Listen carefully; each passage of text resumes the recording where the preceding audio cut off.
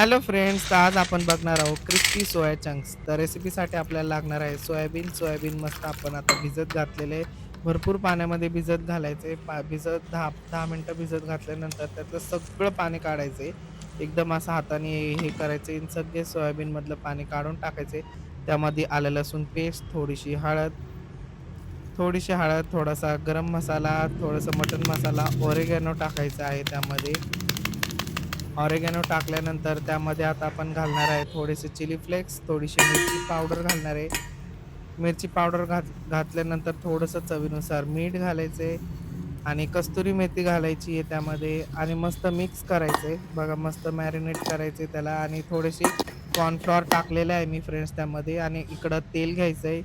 तेल मस्त कडक तापलं की त्यामध्ये आता हे सगळे सोयाबीन टाकून द्यायचे. बघा मस्त क्रिस्पी होईपर्यंत त्याला चांगलं शॅलो फ्राय करायचे.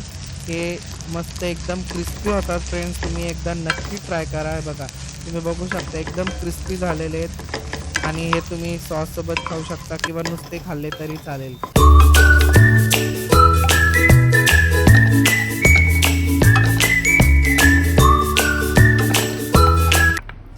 तर मस्त आता आपले सोयाबीन तयार झालेले आहेत. तुम्हाला कसा वाटले? तर तुम्हाला व्हिडिओ आवडला तर नक्की लाईक करा, शेअर करा, सबस्क्राईब करा. भेटूयात असेच व्लॉग घेऊन, अशाच रेसिपी घेऊन पुन्हा एकदा. तोपर्यंत काळजी घ्या. Bye all friends. Meet you in next recipe.